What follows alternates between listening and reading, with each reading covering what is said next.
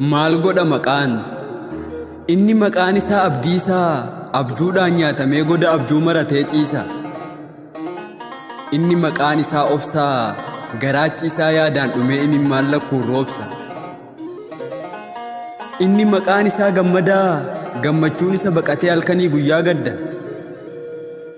Inni maqaan isaa doktoraa jiraachuun itti jabaattee jireenya ofii abaara.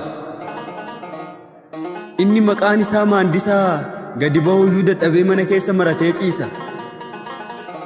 Hayyaa bara bara osoo jennu baraan bara lakkoofne dhaabbachuu dadhabnee jilbatti ulfoofne.